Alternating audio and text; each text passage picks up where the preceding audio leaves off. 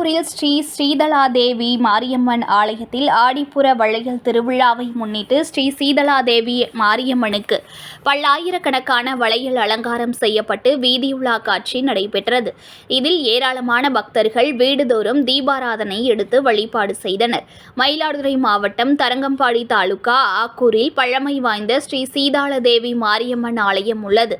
இவ்வாலயத்தில் திருமண வரம் வேண்டுபவர்களுக்கு திருமண தடை நீங்கியும், குழந்தை பேறு இல்லாதவர்களுக்கு குழந்தை வரம் தந்தும் பக்தர்கள் வேண்டுதல்கள் அனைத்தையும் நிறைவேற்றி தருபவளாக ஸ்ரீ சீதளாதேவி மாரியம்மன் விளங்குவதால் ஆக்கூர் சுற்றுவட்டார பகுதியின் பல்வேறு கிராமத்தினர் தங்கள் குலதெய்வமாக பாவித்து வணங்கி வருகின்றனர்.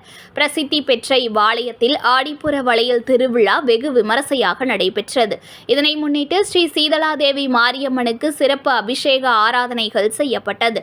தொடர்ந்து சந்தன காப்பு அலங்காரம் செய்யப்பட்டு பலவண்ண நிறத்தில் மூலவருக்கும் உற்சவருக்கும் பல்லாயிரக்கணக்கான வளையல்கள் அணிவித்து ஸ்ரீ சீதளாதேவி மாரியம்மன் வளையல் அலங்காரத்தில் பக்தர்களுக்கு காட்சி தந்தார்.